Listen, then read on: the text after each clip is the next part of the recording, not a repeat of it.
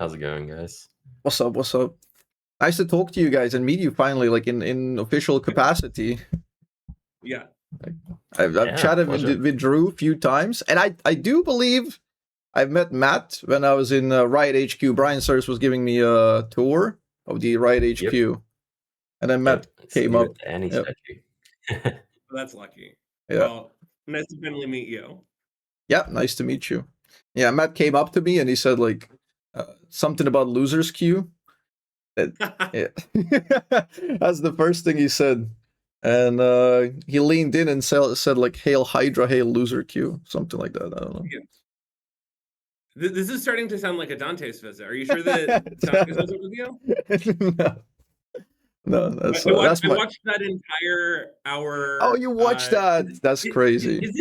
Can you call it a debate with the way that it went? I was arguing about the semantics with my very viewers later on after that, because I didn't want to call the debate. I thought it was just nothing but a conversation. Yeah. Because I don't know. I think that the debate implies like a lot of different things, and that like the positions are immovable in debate. Like you're not open to changing your mind. You're just trying to prove to somebody else your point. Right? Yeah. Conversation is more like, okay, like if you give me something good, then like I'll take it in. Yeah. But any argument. I can't believe you watched that thing. I try to understand what's going on. Also, I hear that you make good videos that tell us about what we should be doing. So I wanted to see if there was anything that we could, cut down the lead time on. Interesting. So were you sweating during it, thinking like that you're getting exposed on the LoserQ? Hang on, I think the connection is. Oh yeah. Okay, yeah. We good? Work Wi-Fi cycled. Yeah, I'm good. We're definitely not, because LosersQ doesn't exist, so... He's on the record once more. He said it. I actually liked the characterization of LosersQ is actually the mentality that you personally bring into the game. Oh yeah, like for sure the nocebo effect there plays the part. Like if you're believing in it, it's more likely for you to notice your teammates' mistakes, and it will impact how you perform. That's definitely a thing. It's spurious correlation and like over recognition of like patterns in something that is, I don't know. Human beings can't really comprehend randomness. Like yeah. You can just bring of a random bunch of numbers in front of people and they will find patterns in it. Yep. The infamous Spotify example of when they was purely random, and then the people are complaining it wasn't enough random because they would know the same songs back to back, and it's like, okay, this is not random. Yeah, you gotta spread the songs out that I know, otherwise it's definitely not random. Yep. But also, that's a thing you would say if you want to defend LoserQ. Yeah, I mean, I don't want to spend too much time on the LoserQ. We only have 1 hour as far as I'm aware, right? And we have quite a lot of things that I kind of caught up from the community that they want to know about. So I'm just gonna kind of cut through the LoserQ in a way. Like, what are the variables that go into the matchmaking? Yeah, so I can talk about a few things. So we want to try and keep it simple. With league's size of player base, keeping it simple still means a lot of computing and a lot of optimizations that need to be made. The first thing, of course, that we matchmake on is matchmaking rating or skill, or however you MMR, describe it. It's like MMR. The second thing we kind of that one's pretty obvious. We try to minimize the amount of MMR in the game. MMR differences between the players and between the teams. The second one we try to optimize for is pre-mades. Of course, at different skill bands, pre-mades are more or less impactful, and so we need to figure out how impactful are they? How do we balance that against MMR? And the other thing that we throw into the mix is your role selection. So we know that players like to get their primary role. Some players like to get their secondary role. Some players don't like being auto-filled, but we need to auto-fill at some rate. Otherwise, games just never get off the ground. And so even just the optimization of those parameters, which are pretty much all the ones that we use, are, is a lot of optimizations required to keep queue times low, to keep game quality high. We also have some matchmaking kind of considerations for blue side and red side, but those pale very much in comparison to the other factors. Those are the primary ones. So you can confirm you're not taking in data about previous games, previous wins, losses, or taking the champion information, who's picking what, what's banned, and all of that. What's the proclivities there from player base? Yeah, right now we're not. Okay. It is, yeah, that would be like kind of self-defeating in a sense, because I suspect if we were to include such types of information, it would also make queue times like way longer as well. And it's not the best player experience either. There is something that I think a lot of people don't understand about what we are optimizing for, which is just like, yes, there are a lot of people that play League. No, they're not all playing League right this second. And so concurrency matters. Concurrency within those skill bands matters. Concurrency within those skill bands and a reasonable range of role preferences matters. And from there, like, you actually have to wait a little bit to like find all of the people who are on roll at, you know, an MMR that is pretty close to each other. And people don't like waiting that long. This is something that comes up a lot in Apex, right? Where people are like, yo, give me better games. And then we like twist the like wait a bit longer for higher quality games knob. And then people are like, after this, like 25-minute waits, I'm going to go on my Smurf, right? Like it's such a fine balance, but ultimately we want people to be able to get into the game and play it. And so there's no point in having a great game if people don't want to wait for the ability to actually play it. Yeah, that's one of the things that I talked about as well. I feel like queue time is one of the most underrated things. People very often overestimate how much they're willing to wait. So they will say, like, I want to wait 10 minutes to get a roll, but not really. You don't. You want to queue up in 1 minute. And, like, that is one of the primary variables that you need to maximize for. But, for example, do you change the slider? Do you change the slider ever in such situations where you do a hard ranked reset, MMR reset, so there's more concurrency, there's going to be more people playing? Do you do that as a sliding scale? Do you tighten the high end of the spectrum then so people could play only with GMs and like, so you would get better satisfaction when the queue times are bound to be much lower anyway, due to more people queuing up? Yeah, there are definitely times when we would change the balance of certain factors. Like, for example, in the most recent patch in 2615, we were observing that a lot of players in the community were upset, especially at the higher ranks, about how wide the matches were. And so that's a situation where we did move the knobs and in particular favor game quality over the queue times, because we heard a lot of feedback that the fast queue times for lower game quality was not a trade that the Apex community at large was willing to make. And so, we're happy to move those knobs, and it's a ever changing optimization problem based on who's playing on the patch, what the role balance is on the patch. Like maybe on some patch there's just a massive surplus of mid laners or something, and then so that makes queue times a lot longer, or it makes autofill rates higher because mid lane is a pretty popular role. So there's that type of optimization just going on a regular basis. It's a ever changing system of people who's playing and whatnot. Awesome. Do you think that you're missing out on potentially optimizing player concurrency? For example, one of my favorite things throughout the years was like season 6, 7, and 8, I believe. You did prizes, physical rewards for ranked, so that would optimize for more concurrency, more people. It would be more competitive at the top of the ladder. People would smurf less.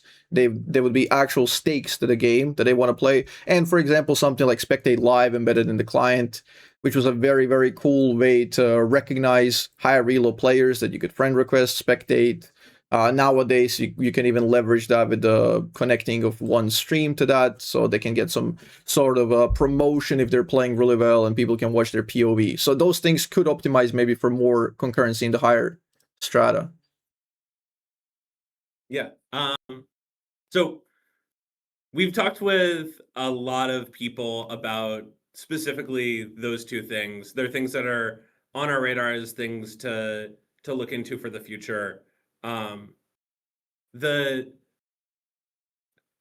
reasons that have been challenging for physical rewards are not actually like, how hard is it to make a backpack or whatever. It's actually fulfillment. It's shipping. Logistics. And Riot is a games company. We make software. Shipping stuff is easy to, major urban areas. It gets less easy if you imagine like last mile problems for people who could live literally anywhere within, 100 ping of, I don't know where our servers are in EU West, Frankfurt, Berlin. And so like that's tricky. You get into, places like MENA where, the spread is even bigger. Shipping becomes more of a problem. It's not just like, oh, you make 2,700 of this thing and you ship it out. It's like, it actually costs like quite a meaningful amount to get it to everyone, make sure it gets there, all of that. Spectate is something that people have talked about. A lot of people on the team came up in that era and really value it. There is a balance to strike, obviously. You've led conversations about stream sniping and sort of the downsides of people being able to spectate your games. And so figuring out exactly what the updated social contract is in the future, if and when we bring that back, I think is part of figuring out what that would look like. Okay, I'm hoping with the new client that we have that some tools like that. That is nice. The other thing I'd kind of throw in there is a lot of players, especially when they're trying to get to their peak ranks, it's kind of an opportunity for us to figure out how we can make that process more rewarding overall. I've been a diamond player for a very long time, and like I'm trying to make that push to masters, and that's like what gets me excited about playing the game repeatedly. But at the same time, it can be sometimes a little demoralizing to reclimb to diamond with every new shake up to the game. And so we want to try and find ways to reward those players who do come back and play League of Legends every time we release a new update. And of course, like resetting ranks in concert with a new update has meaning to it, but it only has so much meaning. And so trying to find ways to reward players for their legacy or reward players for coming back year after year is another kind of opportunity area for us. Yeah, I was thinking also logistics are naturally extremely difficult when you're operating on the scale of the entire globe. But for example, there's merit even in digital stuff, like a digital recognition of somebody reaching certain rank, or like a rank 1 player getting free worlds tickets. Anything like that can be shipped digitally and doesn't require any meaningful labor and extra force. So I think those things would just, even though from the company standpoint they're more like symbolic, I think it shows that the company would care about the ranked integrity and the ranked and the sanctity of certain levels, so people would be more competitive in these regards.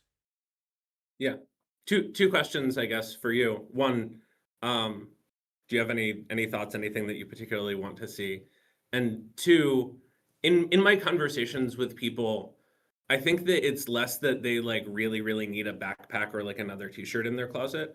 And it's more that there is a value that people put on having something that is from Riot, from us, that goes beyond like the function of the physical object and is more about the more human, tangible connection of like, I don't know, dude. I played video games a bunch growing up, and I imagine like a lot of people who work in video games, my parents were like, when are you going to cut that shit out and get a real job? or like, you know, work on yourself in a way that's going to like lead to a real career and all of that. And it took them a long time, even in like me working in video games, for them to accept that, you know, that wasn't, that shift was never going to happen. And I think that for people who really dedicate themselves to getting good at League of Legends, there is something meaningful about having the company reach back out and say like, hey, you are really good at this. Like this effort, this dedication, we see you, and that matters. And you are important. You are a person to us. And when I've talked with those people, it has come back to like wanting to feel seen. And so it's not really like about the backpack. I mean, the backpack is important, but it's about the sense of bringing that part of yourself into the rest of your life in a way that feels validating. And so figuring out how to do that is the problem. Yes, shipping is a part of it, but it's part of why in our discussions a lot of people have said, you know, like, okay, like what is the best digital object that we could give people? And yes, we would love to give people the best possible digital object. And also I understand the argument for not a digital object, but please go ahead. I'm interested in your thoughts. Yeah, I think this is, as you said, more about recognition, and the physical memorabilia has its own special thing, but even something as a digital object would work, even just as a email, a letter, some sort of recognition to the top 50, top 300 players on a given server. Congratulations, you've done this. Some form of recognition, just to create a meaningful interaction, just to have that. It becomes more of a dialogue. Then it's not just a person. It's not asymmetrical. It's not just person playing and grinding. It's being also recognized for it. And I think that has a tremendous impact on the longevity. And like even now, I mean, I haven't used the backpack maybe like once, worn the jacket a couple of times. It doesn't matter. It's just there, and it's just awesome to have. And awesome. It's one of the. It represents a very cool part of my life. Yeah. No, and I think finding what the thing is that people feel appropriately represents that journey for them is important. And so, yes, we want to do better than give people a digital object, figuring out exactly how and exactly how that shows up for people in a meaningful way. We have to do that work, and we have to actually, you know, make it. Yeah, awesome. Let's move on from that topic then, to not linger. Talking about the satisfaction and the high elo.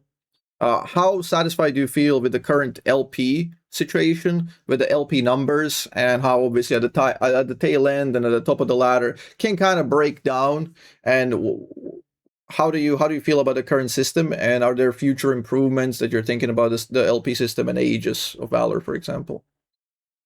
Yeah, I would say there's definitely a lot of improvements to be had there. Certainly, one of the things that was lost with the changes that we made to LP most recently is the feeling of progress and being able to, have meaningful goals that you can strive for. It's kind of, demoralizing to hit Master Zero LP and then look at the rank 1 player in their 4,000 or 5,000 LP, right? One of the reasons why we felt like we wanted to make that set of changes this season was because we can't be, being more and more and more restrictive on who is in the Apex tiers year over year, because it results in, the Apex tier becoming more and more out of reach for regular players. And of course, it's important that Apex tiers are out of reach for regular players, but also that the skill spread in the ranked population year over year continues to widen as the best players get better and better. And so it's trying to figure out the best way to have players feel like they have meaningful breakpoints to strive for, and also making sure that the skill spread within divisions doesn't get too wide. So I think there's meaningful opportunity to make that experience better for all parties involved, basically. Do you have any specific things that you would like to change that you're not satisfied with right now? Yeah, so one of the things that we've talked about a lot, and I think we mentioned in a dev blog at one point, was the need to create more breakpoints within the Apex tiers. This is especially true because as time has gone on, the difference in skill between, the best League of Legends player in the world and, Master tier just keeps growing and growing and growing. And that doesn't necessarily mean we need to push Master tier higher and higher. Like there are a set of skills that we think players should at a baseline have to enter Master tier, and that doesn't change, too much year over year. But the skill of the best players in League of Legends does, and it changes at a very quick rate. And so, there's an ever pressing problem of the skill in Apex Plus just continues to grow more and more. And so adding more breakpoints into that experience can help players feel like, oh, I can go from master to grandmaster. Before we only had master and challenger, right? And adding grandmaster in there allowed players to feel like, oh, hey, there's a meaningfully different set of skills inside master as there are in grandmaster as there are in challenger. And so that's one of the places where we would start, where, at the top end, the skills that players are demonstrating are just so much stronger in a way that, we might need to break out that experience more. Mm-hmm. Yeah, the master elo became so diluted that semantically it bears very little meaning right now saying that you're a master player, because that can mean anywhere from 0 to 2,000. So definitely wouldn't require a certain rank in between, but I feel like that doesn't solve the problem. It just kicks the can down the road, and in case the numbers go up in the future, we just require more ranks. Do we have like a long-term solution? Is 4,000 LP the upper limit we're happy with? Is that what's gonna be like place to aim for the future, or do we have any more ideas? I would certainly say that adding more ranks is like the baseline solution. It's a thing that many games need to do. For a game where skill can just continue to increase infinitely, is kind of a baseline solution, right? There are probably things that are better, and different ways that you could memorialize skill or present skill to people. But yeah, I don't have great solutions that I would want to share right now, but I'm sure they exist. Yeah. Mm-hmm. Okay. Another topic on this, or another question on this topic. The hard reset of the elite ladder. Was that a good thing? Did it cleanse impurities that accumulated from the previous years, or was it like too cumbersome, too frustration inducing? Is it just extra friction for no reason, or was it meaningful? Yeah, I'll start giving my thoughts, and then Drew can kind of chime in. Mm-hmm. I think from an experience perspective, right? We always want to be doing what, like leaning towards doing what the community is, suggesting, and these types of things, right? We want to strike the best balance of what we think is going to create the best player experience and what players are asking for. Um, in that sense, we knew we did some stuff at the start of the year that resulted in a not so great experience for players, including things like changing LP gains over various patches to try and resolve certain problems, but that also had knock-on consequences that made, that kind of undercut some of the meaning of the ladder. And, part of doing the hard reset was acknowledging that those things happened and that we messed up, and trying to make it right with the community. I'll pass it over to Drew to just talk about like, how we think about, community interactions and meeting those needs there. But yeah, part of it was mainly, just acknowledging that we messed up and wanting to make it right with players. Yeah. I really hope that you're not asking me about my own experiences with the Apex ladder, because I don't fucking have them. I probably never will. But I think the question is actually one that I would give back to you. You play in that skill range, right? You experienced that that reset, and so from your perspective, obviously we messed up some things in the first 3 months of the year. We tried patch to patch to fix what we had messed up. We asked players, hey, given the set of circumstances that has gotten us to this point, do you want a hard or a soft reset? And I mean, if you remember what it was like in March and April, everyone was just like hard reset, hard reset, hard reset. Yep. And so I have an opinion on that, on sort of what that would do to match quality. But I'm not playing those games, and so the question I would have for you, as someone who was, is like, do you think that it did what you hoped it would do? I think what a lot of other people thought is that it's going to fix the big numbers. What they were worried about, the big numbers of the 4,000 ELO or LP. So in that regard, definitely didn't. But from my perspective, I thought it's good, and I genuinely believe that resetting hard, Master ELO and above, should be a yearly thing. I think cleansing the impurities from previous years and cleansing the baggage, the MMR from the previous years, I would really like for that to keep going in every subsequent year. And I think it does a good job. And I remember the games, and I really appreciate how responsive you guys were, because at the time, I didn't really think you were going to go through with it so quickly, because everyone was screaming and the entire Twitter was just yapping about, oh, we want to reset. And like, it's just like that. Like, oh, the ladder's been reset. So that is truly impressive. And like, obviously, there's a lot of credits that we have to give to you guys, especially for doing these sort of things and with this sort of interview and communication to the community. And if you watch the Dante's debate, it basically started from the very point of some people asking, like, what's a game company that's kind of good right now? And then we started with the example of Riot Games because of the interaction and the transparency. So, yeah. Yeah, I mean, we never want to sort of rest on wherever it is that we are. We try to listen to our players, and ultimately, a lot of what we focus on every day is like build an experience that people think is worth their time, and like the rest of it will take care of itself.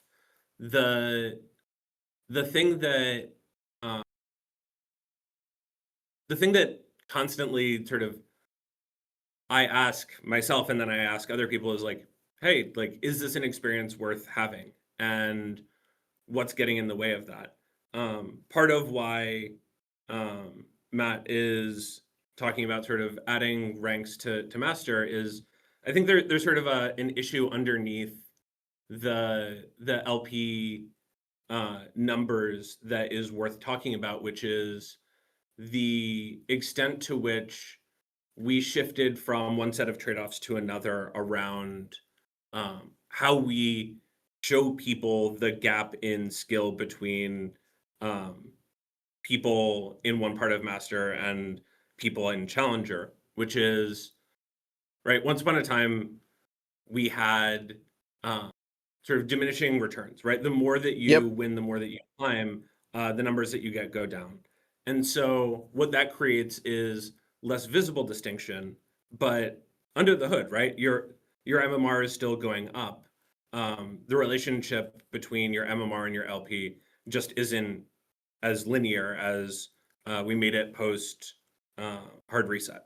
And so part of, like, obviously people are not like, you know, robots that are, you know, beings of pure rationality or whatever, right? That's not what we expect of anyone.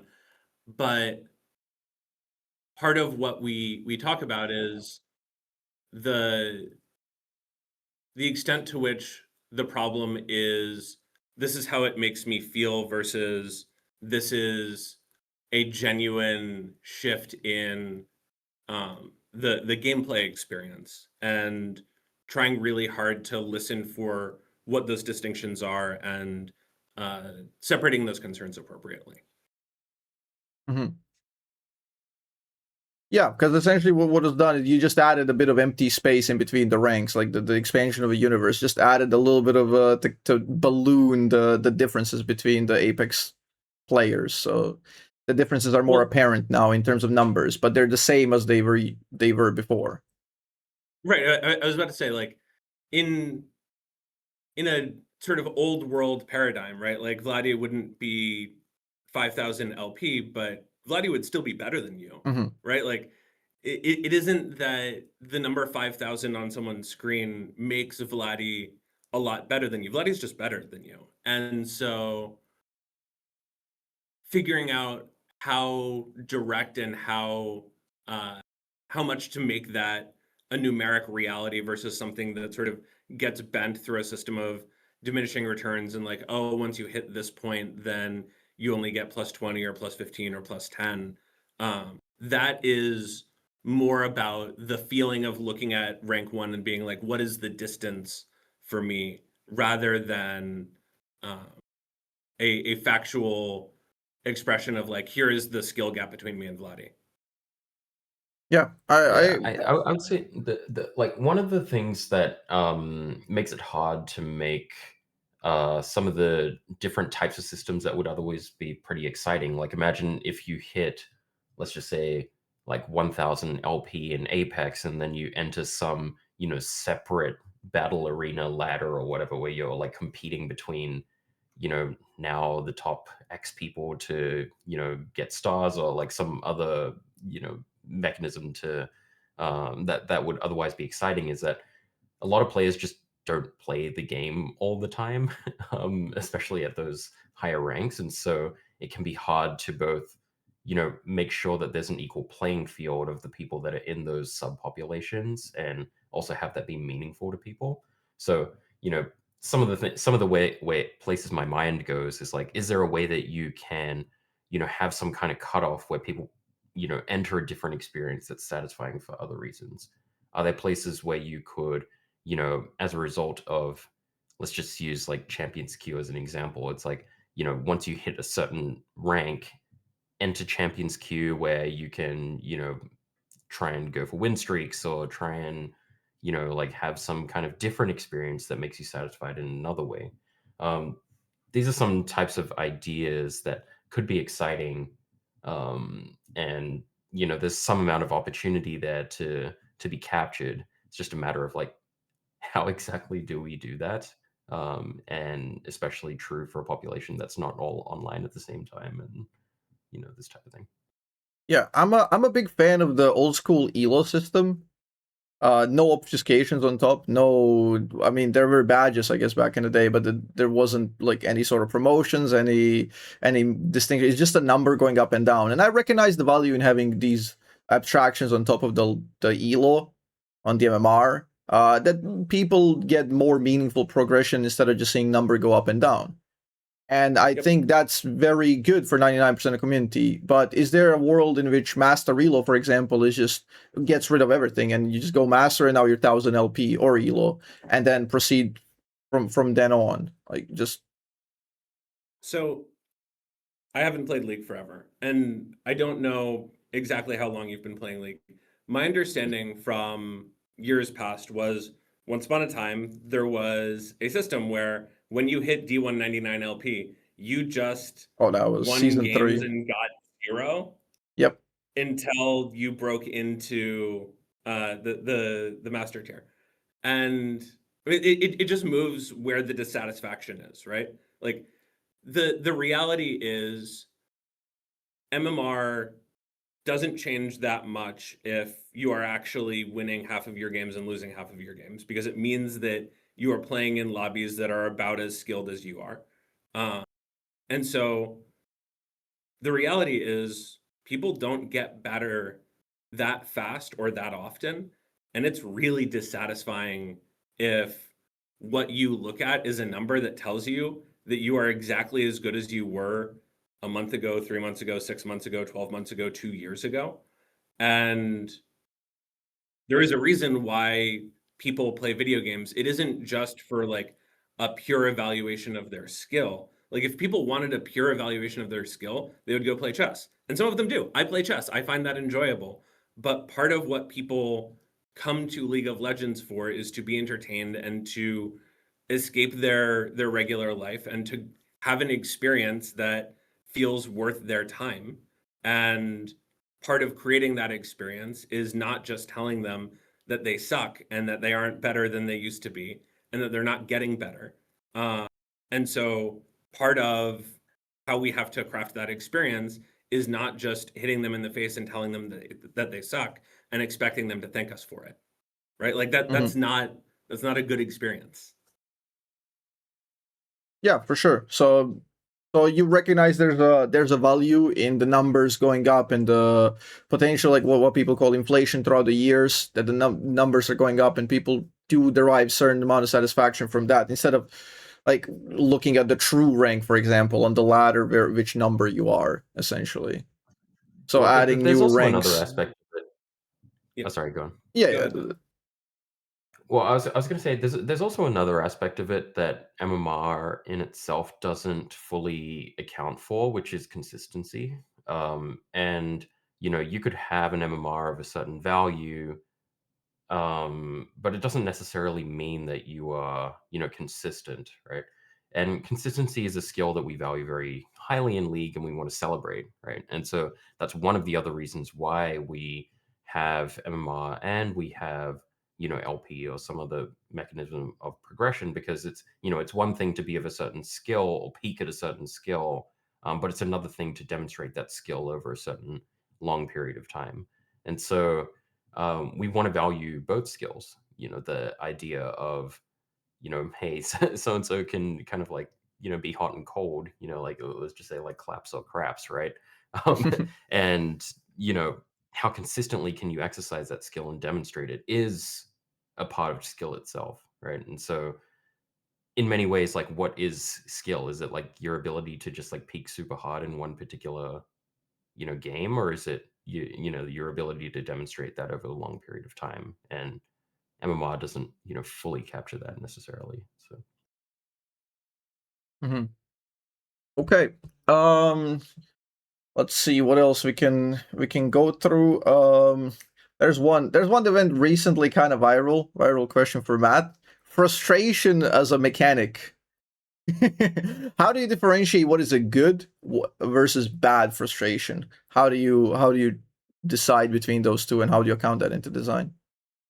yeah, I would say frustration at a high level is one of the most important design values, and being able to figure out how to design it well and design it poorly, and try and find the good versions of it is one of the things that I think makes League of Legends so successful. If you think about why Elden Ring is successful, for example, or any of the From Software games, it's not like why do people come back repeatedly to die to Godric 100 times, right? I It's just finished because Bloodborne an hour ago before this. So yeah, it was yeah, so basically like why that. Yeah. like why did you push through, like dying to, I don't know, like there's that dude with the augmented left hand, or the guy shooting you from the clock tower or whatever. Like why did you want to play through that experience? Yeah, it's developing yourself. You get that special satisfaction the more difficult things are, and it's just very, very natural for humans. There is obvious like certain designs, and when people try to objectively decide what's a good boss, what's a bad boss, and they try to debate that and figure out and what are the good boss mechanics. That's something I talked about with the chat a lot during the playthrough. Is it's so difficult to design a new Souls game because people expect all the things that already exist, and they want it more difficult but also still fair. So how do you balance the fairness with the difficulty and provide new challenges to overcome? And that's just a Herculean task. So I was wondering, like, how do you guys see that? For example, like the frustration of dealing with a ranged top laner, for example, like you recognize that you bring more value to the table as a Malphite or something that's gonna do well with a team, and it's gonna have more stable laning phase, but you're gonna have to suffer for 10-15 minutes. Do you think that's a fine trade-off, or?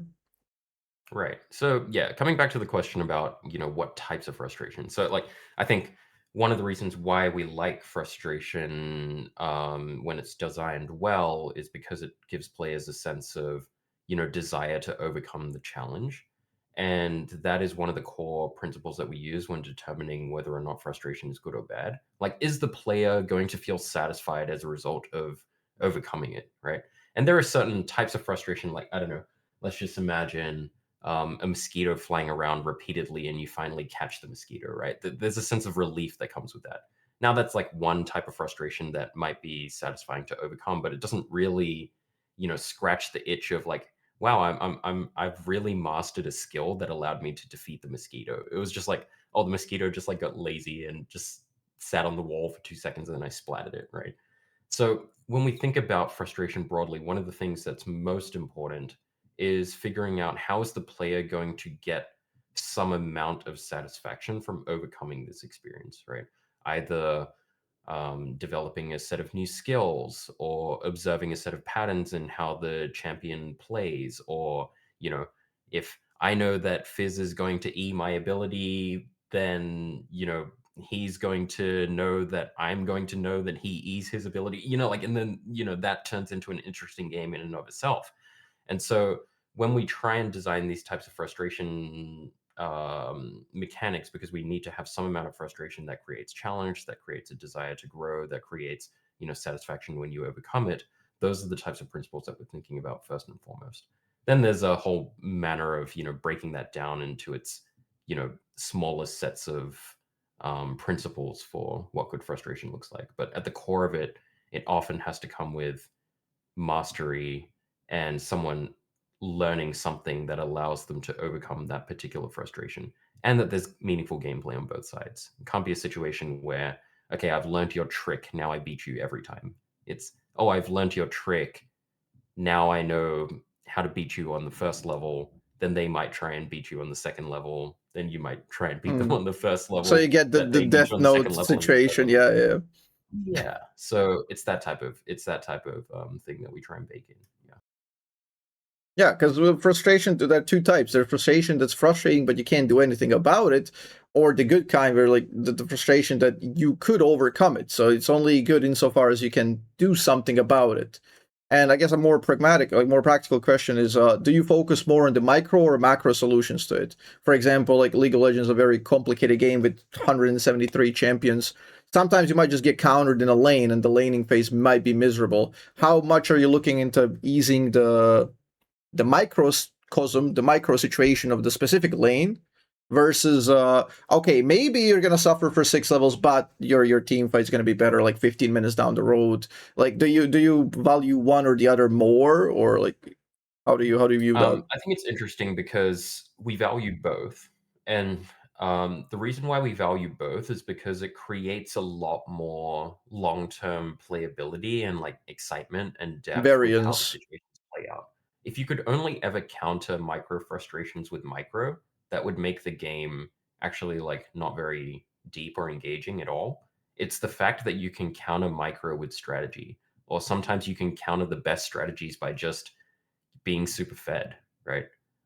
That's one of the things that's actually very important to League of Legends succeeding, because there aren't situations where there's always just like one way to solve the problem.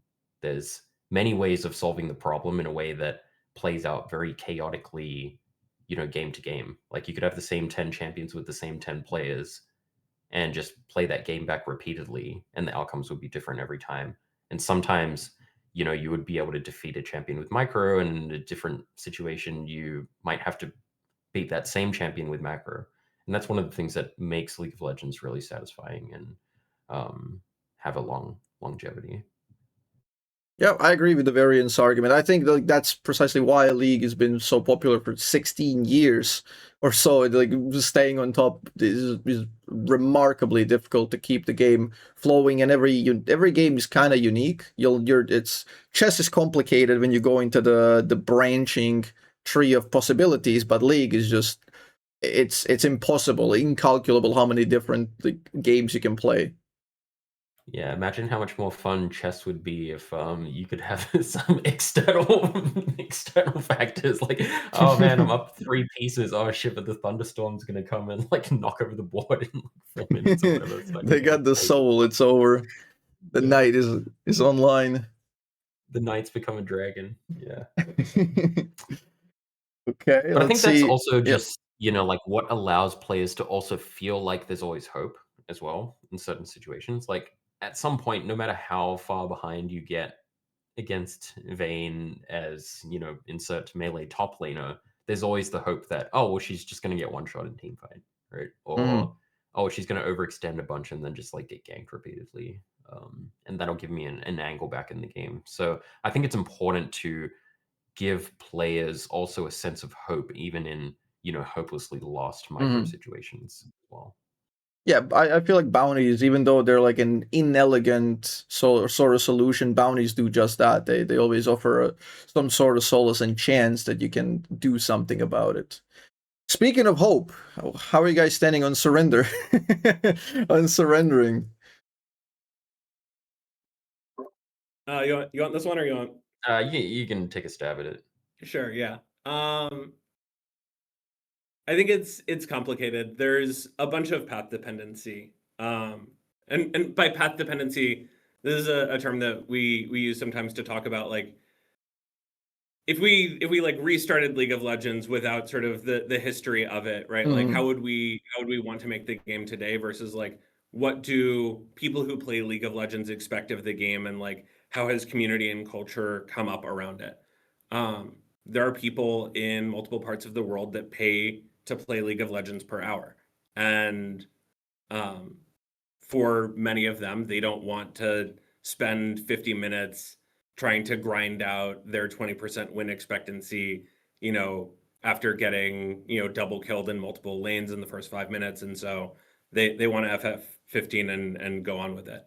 There are other people like yourself who never FF and want to realize every single percentage point of win expectancy that they have. I think that that's commendable, that's honorable. And I think that a challenging part of designing system rules is accommodating different valid approaches to wanting to play the game, right?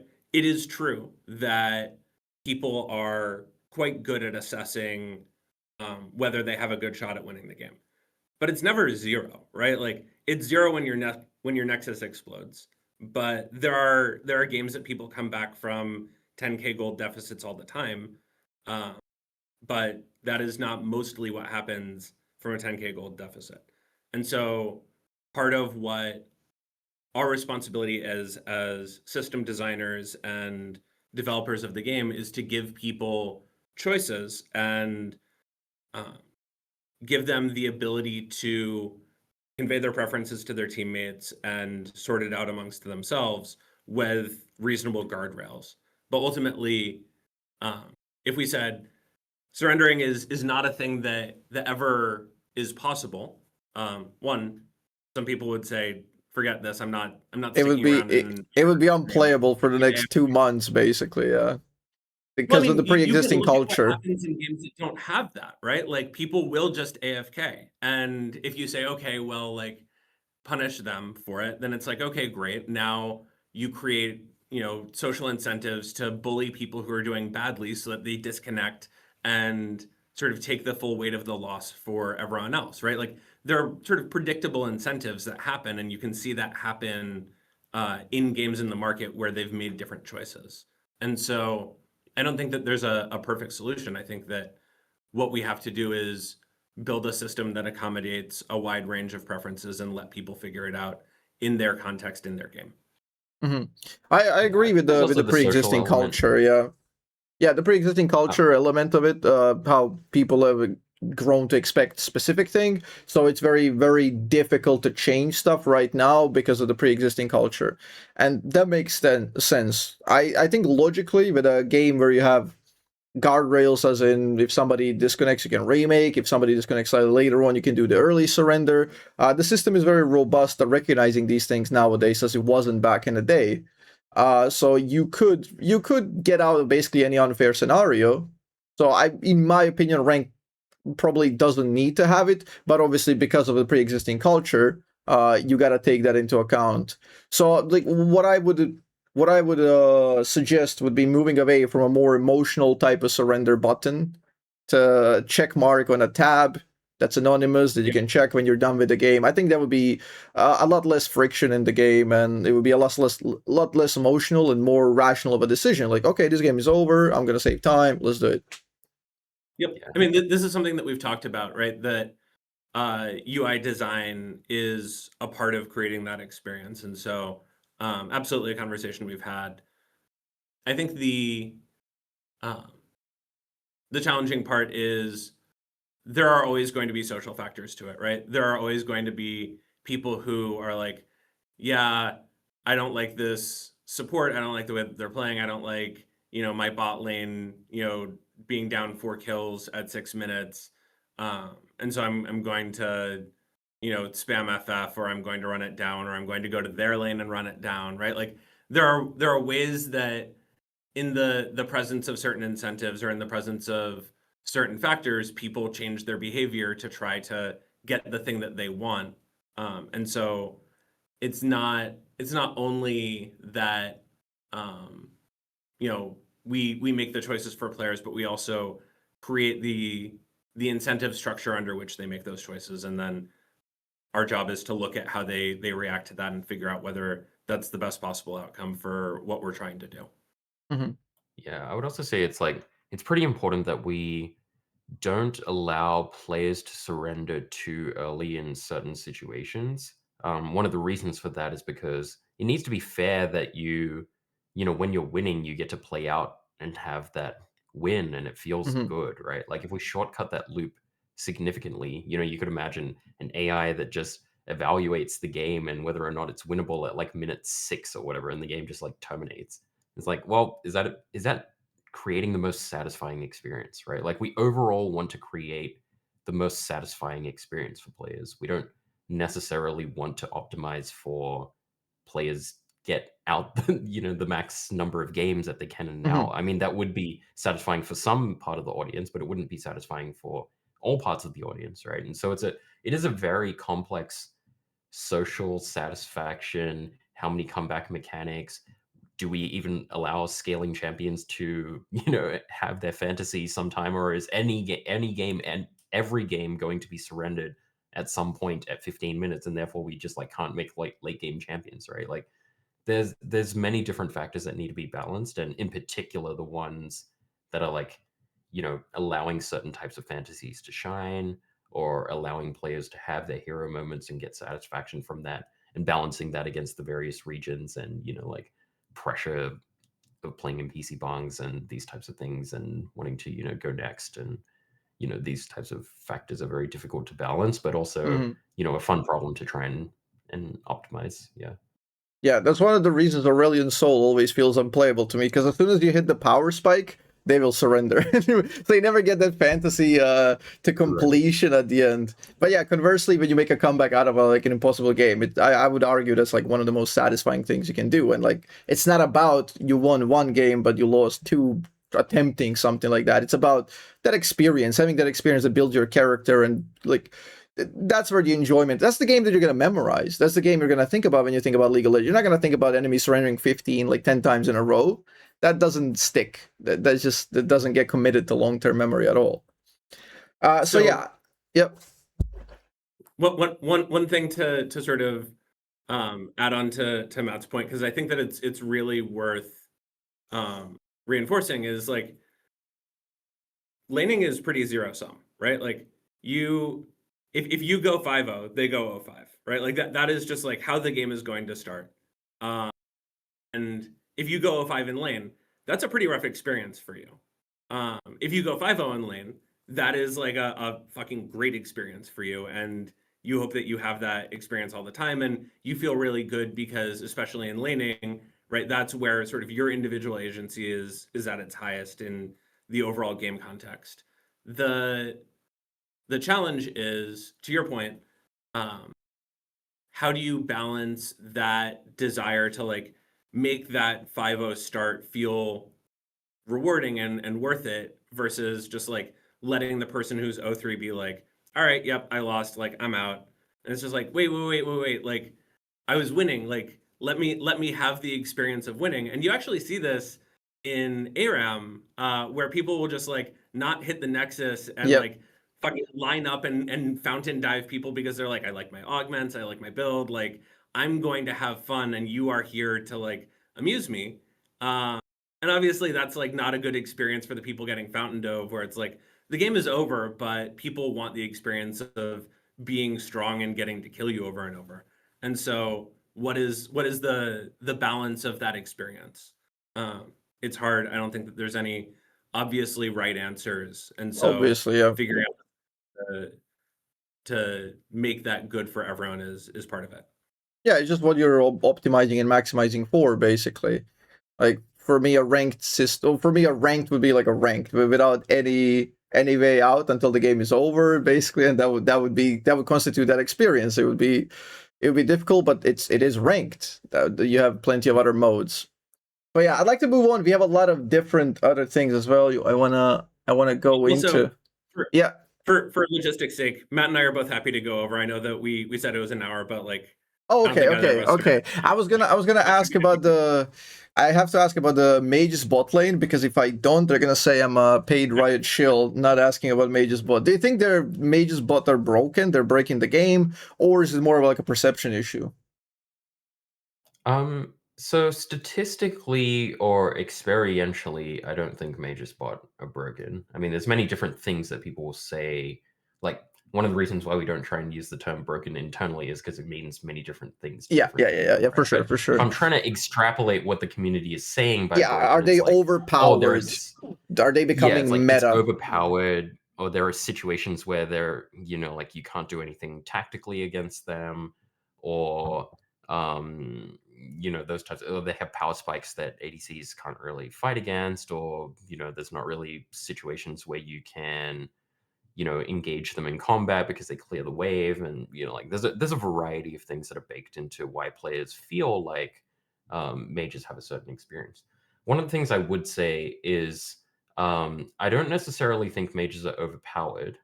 I do think that structurally they have properties that allow them to counter ADCs in certain aspects, right? Like ADCs thrive on having long engagements, and mages in particular thrive on having short engagements. So like structurally, they have an advantage, but then they have a downside in that they don't necessarily scale super well. Like a mage, conventional mage trying to kill Mundo, like good luck. But I would say that overall the balance feels close to correct, but there are fine-tuning things that we would want to adjust.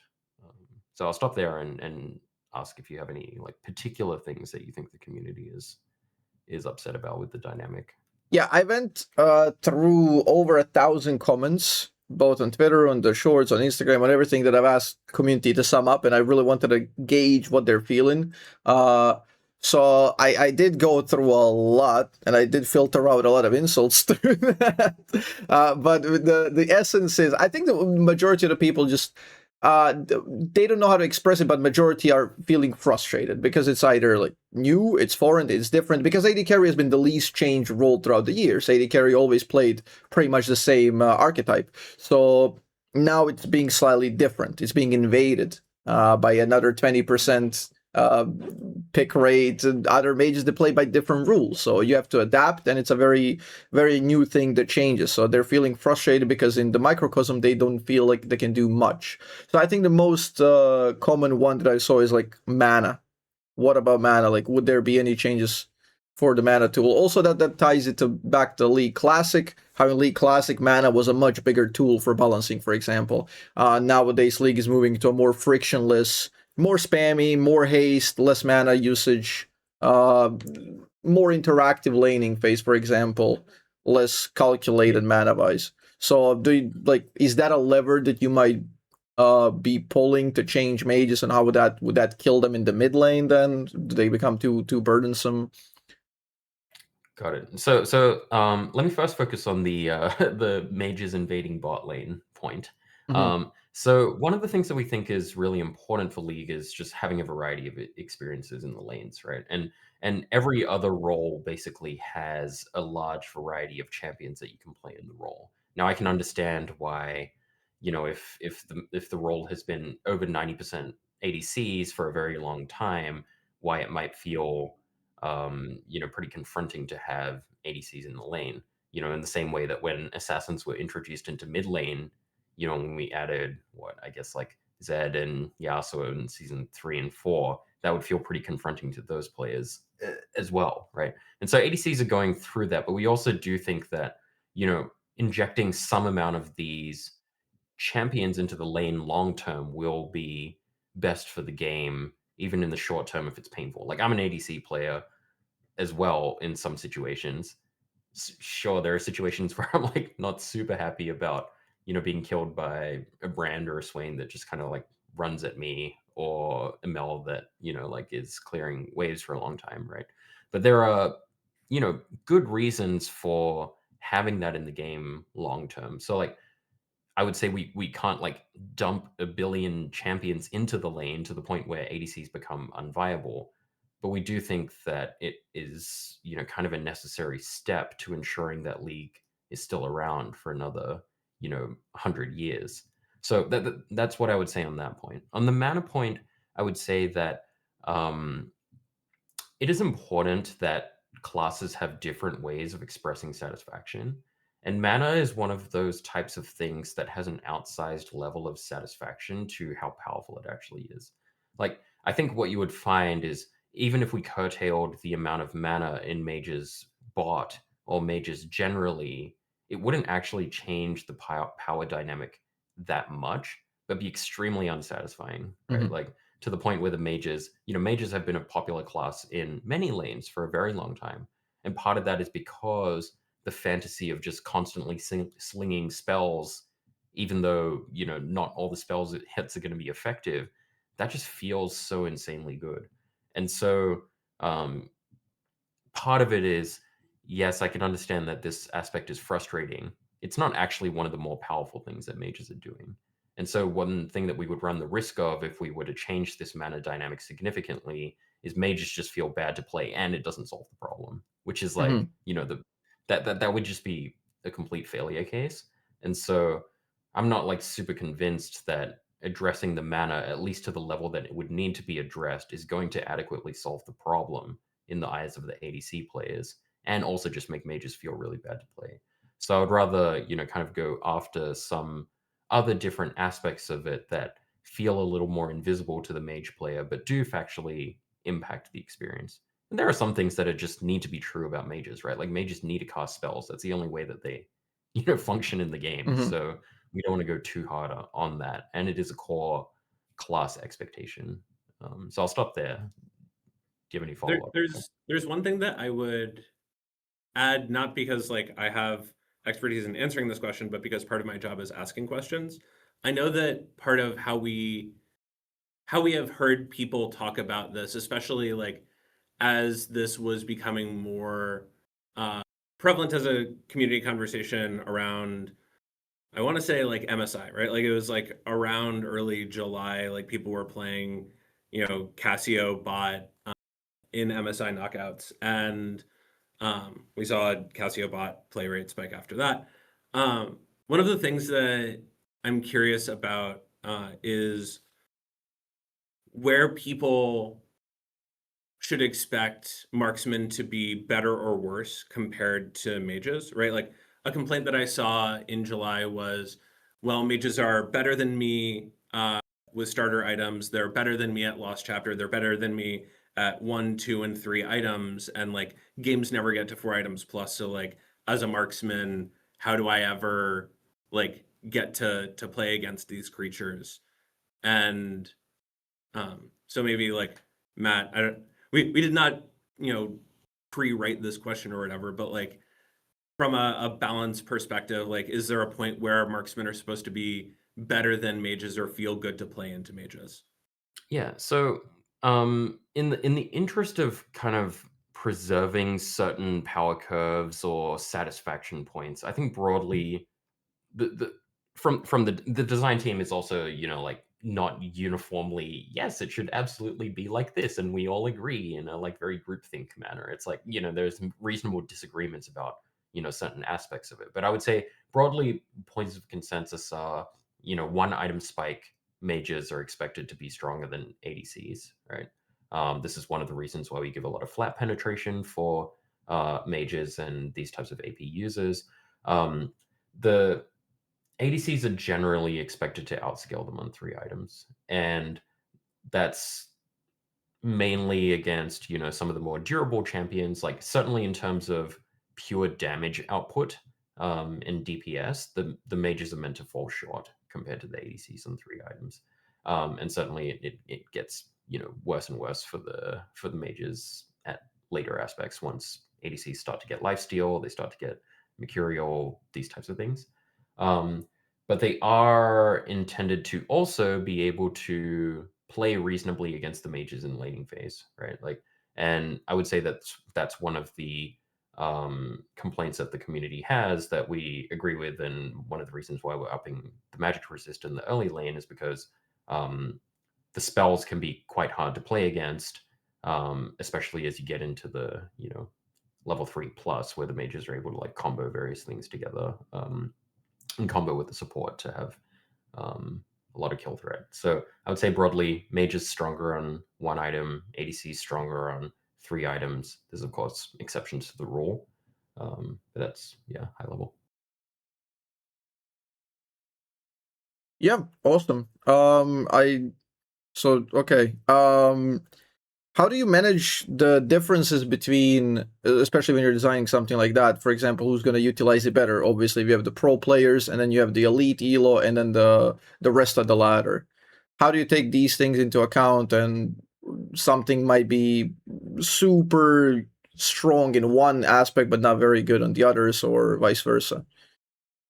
Yeah, it's of course a very complicated balance. I would say that the thing driving a lot of these types of decisions is fantasy and expectation.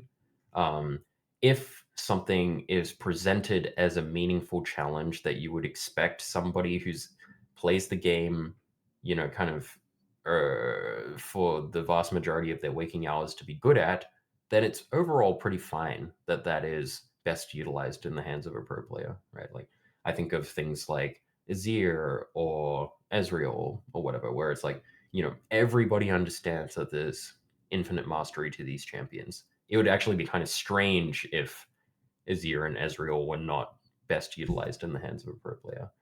Contrast that with something like Garen or Malzahar, right? Like, you'd be like, oh, that's kind of weird that, Garen or Malzahar is best utilized by Faker and not best utilized by average person, right? So that signals like an error in the design, right? In the design and in the execution, right? Like, one thing is to have the design where it's like, this is meant to be a champion for average players, and then there's the execution of, okay, did that actually happen? So I think a lot of it comes down to fantasy. So let's just assume that we've done a good job on mapping the fantasy to the difficulty there. We kind of assess, hey, like, is there actually potential for this champion to be utilized by regular players, for example, right? And is there a path to mastery for each of the different skill brackets? So like, one great example I would use here is like Twisted Fate. So like, Twisted Fate in regular play generates a lot of gold from his passive. He plays the game in a very different way in regular play than he does in high level play. And it's important that we build these types of mechanisms into champions, because someone can have the dream of playing Twisted Fate like Faker or whatever, but the way they actually manifest in game is completely different. Like, in regular play, it's probably Twisted Fate grouping with the team and catching someone with gold card and killing them. In high level play, it's Twisted Fate playing side lane, drawing one person to the lane and porting over to the team and flanking somebody, right? It's just dramatically different ways that the game plays out, yet the player who's playing in the average game can feel like they're doing things similar to Faker. And so that's kind of the art of designing these champion experiences well, where there's a path to mastery for every different type of skill of player. Yeah, and that's okay that some champions are just simpler, some champions aren't executable at certain levels, and they're more designed specifically for one player base, one subset of players. There's also another one question. It seemed a little bit weird and kind of dumb, but I thought it was profound when I read. Are you worried you're getting too reliant on the science, on the scientific method? Like, are you getting too reliant on the stats so much that you can create blind spots in the qualitative feel of the game? For example, I'm obviously paraphrasing, but are you worried, like the Viego percent instance, for example, like the incident of Viego percentage win rate? And like, do you feel like you rely too much on percent so much that potentially sometimes you miss the qualitative aspect? Yeah, I would say broadly that we are undergoing a I would say like an internal movement to keep, focusing on the qualitative aspects of the experience. It's not that it ever went away, but there's certainly some amount of, hey, just like reinforcing that this is one of our values and that's really important. I would say that um, at the same time, embracing the qualitative aspect of it can only go so far, right? Like we have a lot of intuitions as designers, but we also have internal biases, right? And one of the ways that we can use this information is to try and get an idea of what, millions of people are experiencing. Like we're not millions of people in the dev team. We're not every single player that's playing Twisted Fate or VelKoz or whatever on a patch. Even within the Vel'Koz, groups of people who play Vel'Koz, there's probably just many thousands of different opinions, and we can't possibly have all those experiences and opinions from a qualitative perspective, right? There's probably some Vel'Koz players that are like not never FF, they're like always FF. It's like, oh, game's over early, like just FF, right? And there's just no way that we can have those, like all of those qualitative experiences. So data is always going to need to be part of the question in some way, shape, or form to capture the broad experiences.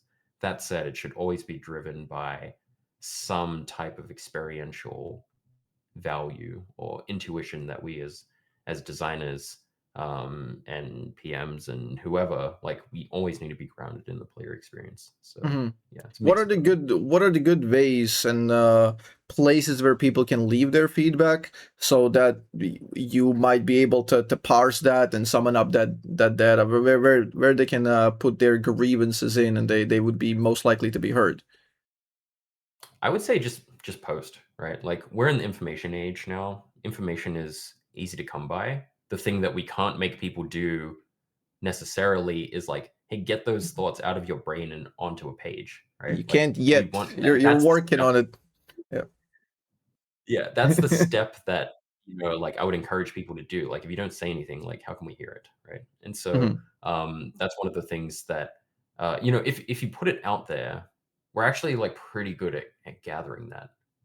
So I would encourage people to just put stuff in socials, put stuff on like these other things, like write guides on your thoughts. Try and have debates with people. Like we see a lot of the stuff. So it's mainly a matter of just getting it out there. Yeah, evidently here. So yeah, the voices do matter. People should post. Do we have any news on the new client?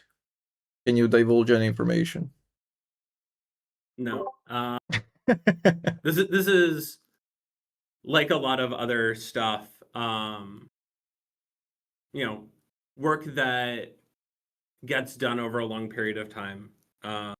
And as we have things to share, they'll come from sort of the right people at the right times. Part of what is important to us about bigger projects generally is making sure that they get put in the right context for what we are trying to do, the experience that we're trying to give people. And so we put in a lot of thought to how we talk about that, what we put it next to, and how we make promises about what we what sort of future we want to have for the game, and how we want to build that with players. What are the major things you could, if you could change it all, what are the major ways you could upgrade the client, for example? So this is actually like, I will answer a slightly different question, but maybe in a way that will still be satisfying. People talk about the client a lot, right? And like for a lot of people, the client is like a front end. It's this like thing that displays the game and that you interact with it to get to the play button or to get to your collection or whatever. Most of the things that are frustrating and that break about it are actually services.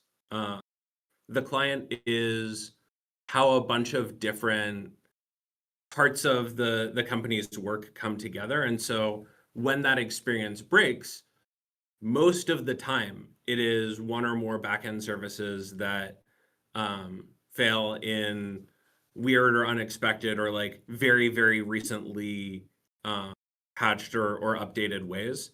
And so we are, monitoring that and, react quickly to fix that.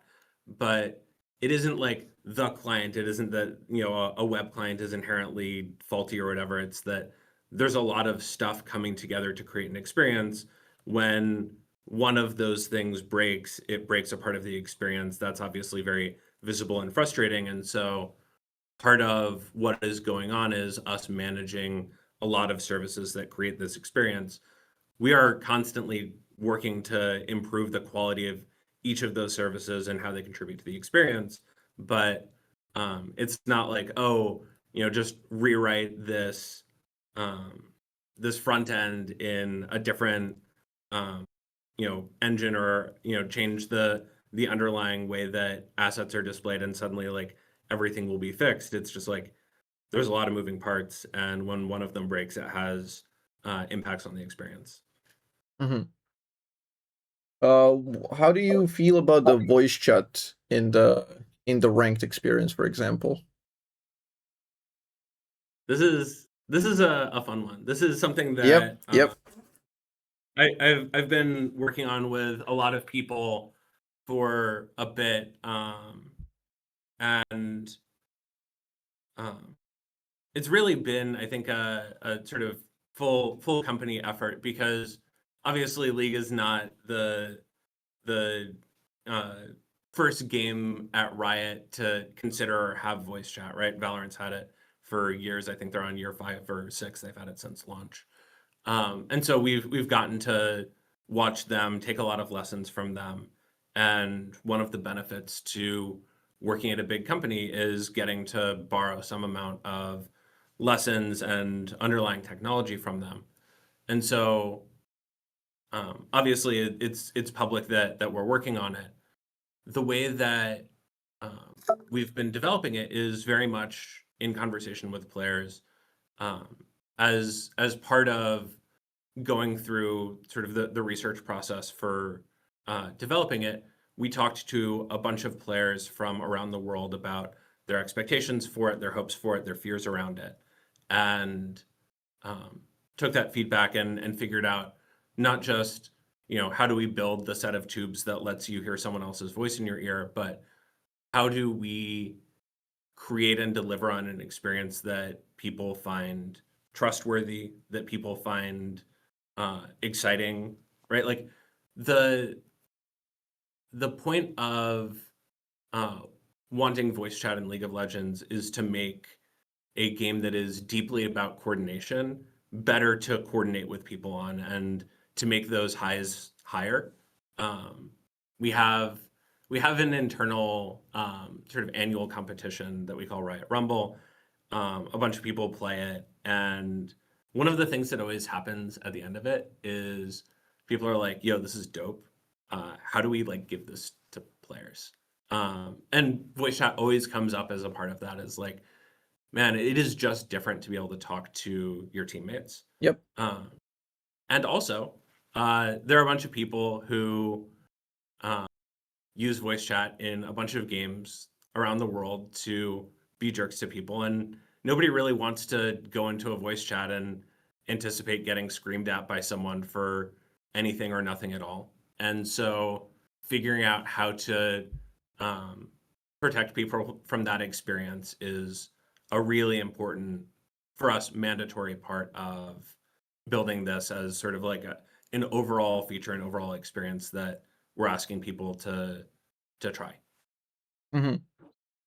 Yeah, I'm not a big fan of Valorant, but one of the most fun, memorable experience I had with Valorant was when people were just saying random stuff in the voice chat. It made things kind of more fun, in my opinion. But yeah, obviously there are considerations there. You really got to take into account that how some people can get hurt a bit more. And I think I remember talking to Brian about this when I was in LA.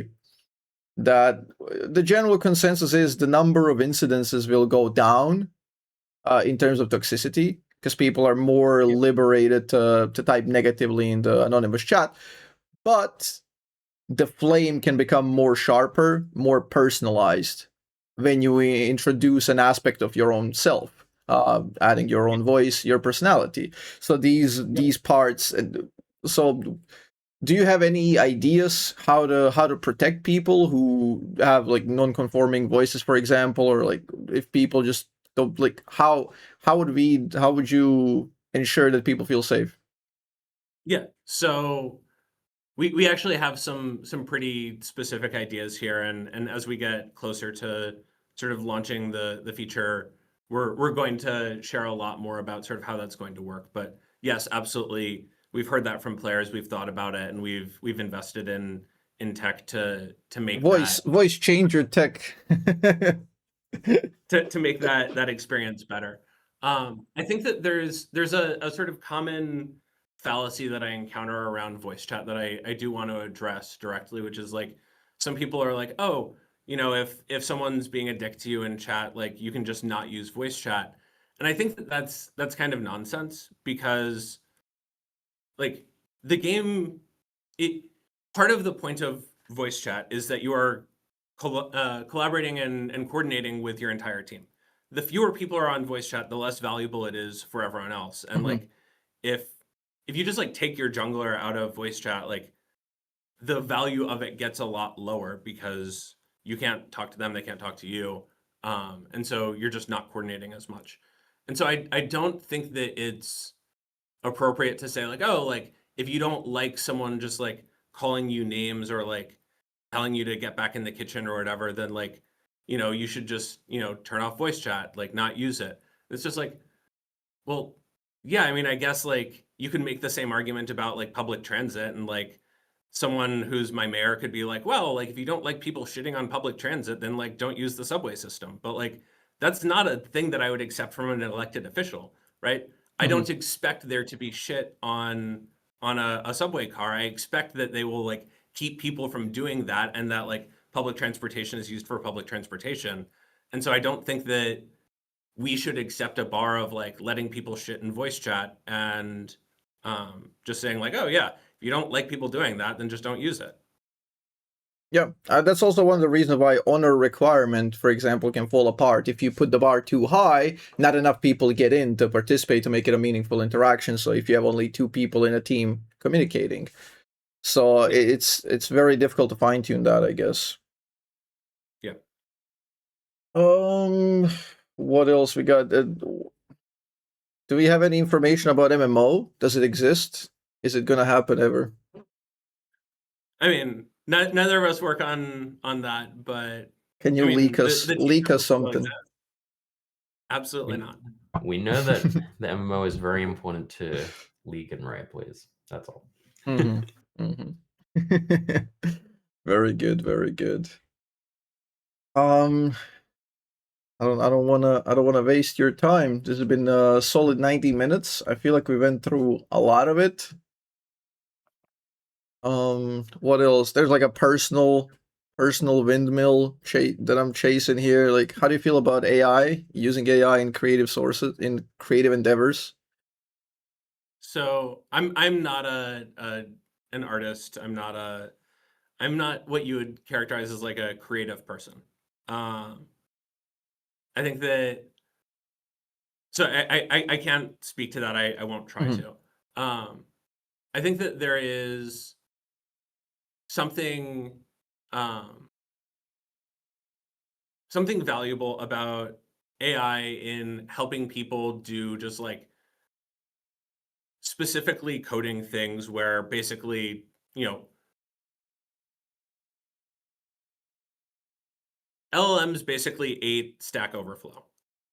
Yep. I have a bunch of personal ethical issues with that, but the reality is that like they function as, among many other things, a really sophisticated search for Stack Overflow for multiple years. And so like if I wanted to go and write an analysis query, I can pretty quickly do that and get information that I might have had to wait a few days or like ask someone to take time out of their day to do. And so in that very specific, like non-development, not like shipping an asset into the game way, like it lets me understand players faster, better, in a more granular, specific way. I have used it in that way. I found it to be pretty useful. I wrote SQL queries for years as an analyst, and so like I can check that. But I think that it is good for the things that I use it for. Obviously, I'm not a creative though.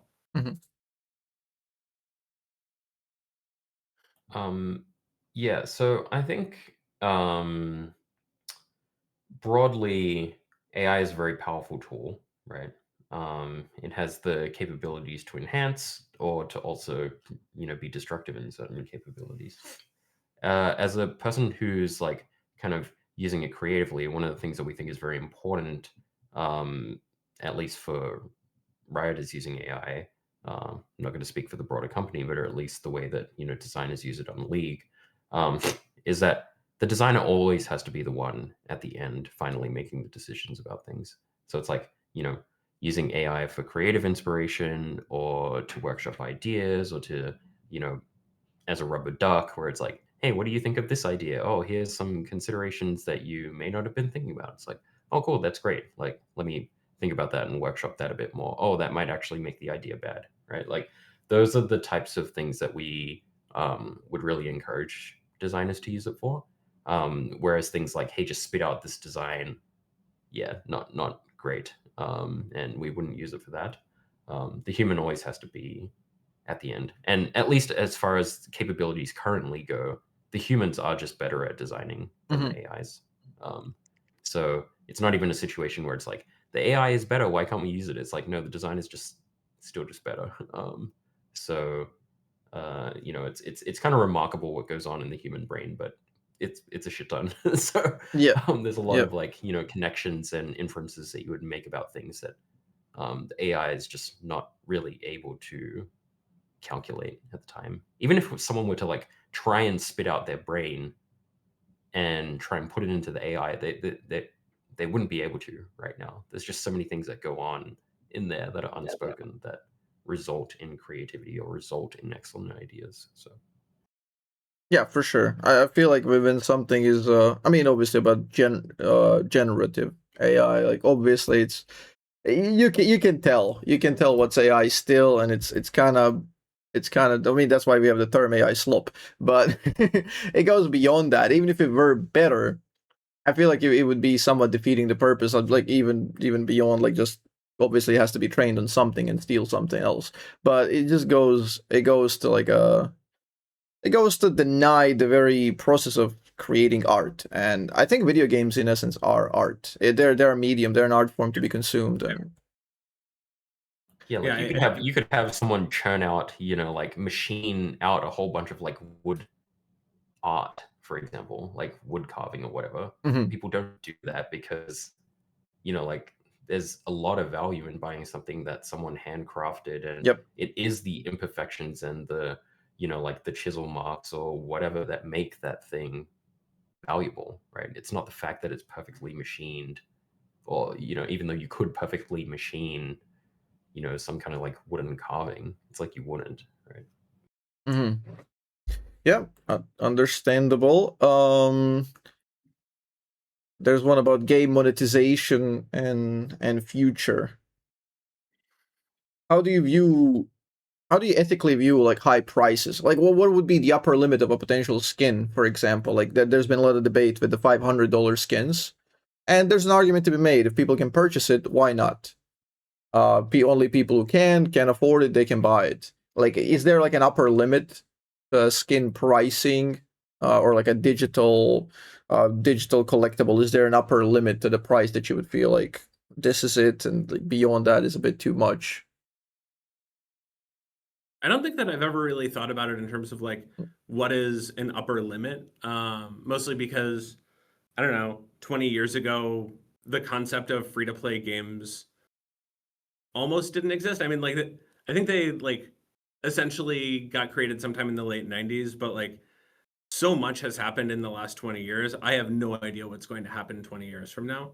And so I think it would be a little bit arrogant of me to be like, oh yeah, I can perfectly imagine like what a business model is of, you know, a free-to-play game. I think that you touch on something that is real, which is people have very different amounts of time and money in their lives at various stages of their lives, depending on where they live, what their jobs are, all of that. And so part of the challenge of a free-to-play game is to serve many, many millions of people, where some of them are time rich and some of them are time poor, some of them are monetarily rich and some of them are not.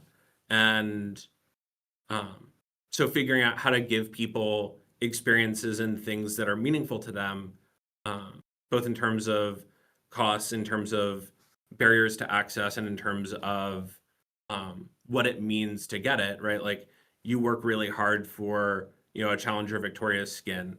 And so I think giving that to everyone is like not something that we would want to do. And so how do you figure out how to create and endow meaning for the things that you give people is a lot of where we start and a lot of what we focus on. Mm-hmm. Yeah, understand. I have no answer for that one. I'm just gauging your opinions. Is there a champion? Yeah, time for one more question. Yeah, perfect. This is one for the ending. Yeah, yeah.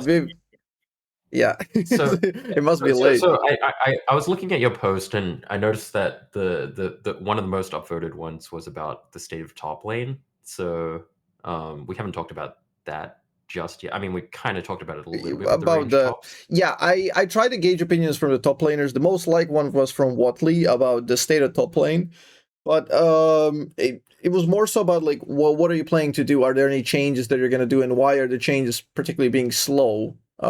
Well, what do we do about that? Yeah, so I kind of wanted to, you know, start with the premise of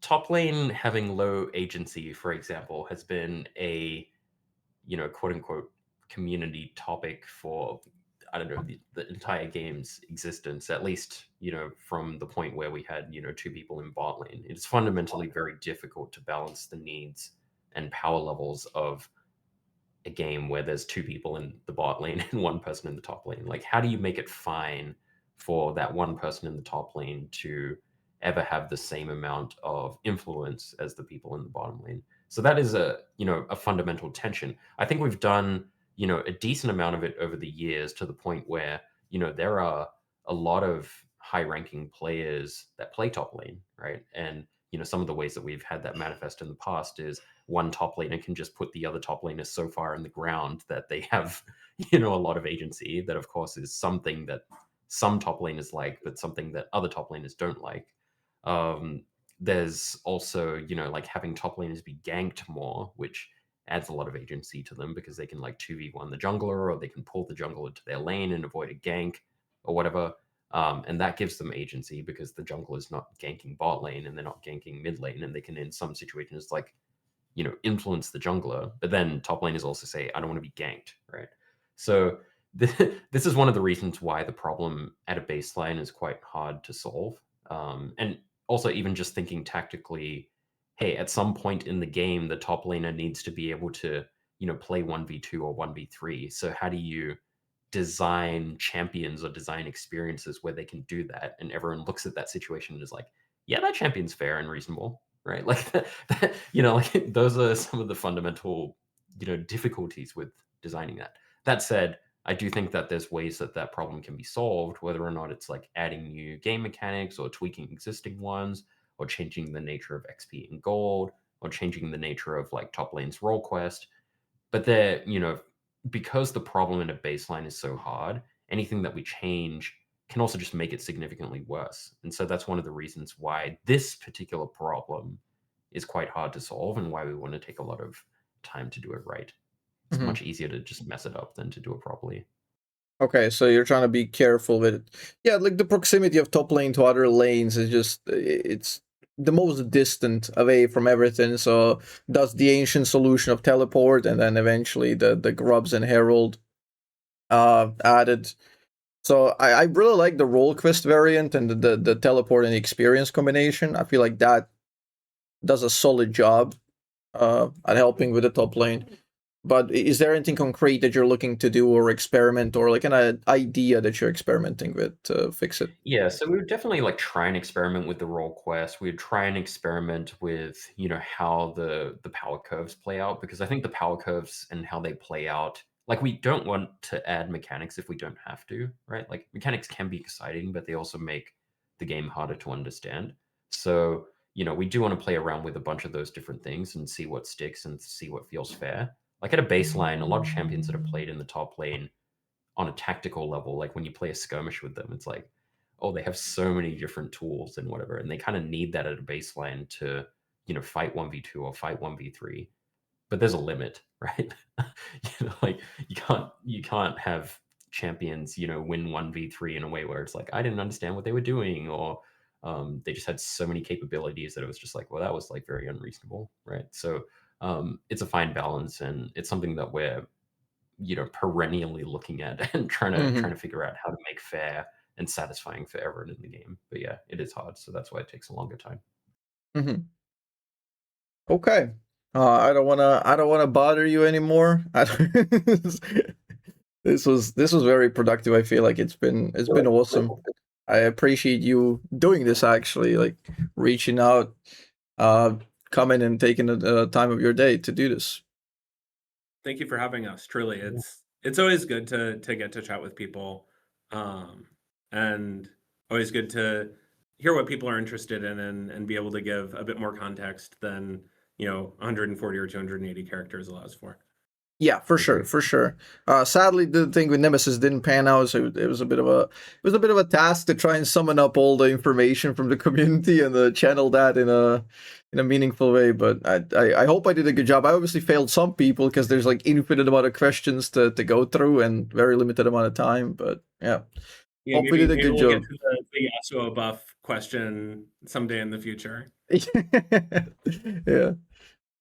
Yeah, thanks so much. Yeah, this is a great time. Love talking with the community. Love talking with you. So yeah, just keep it up.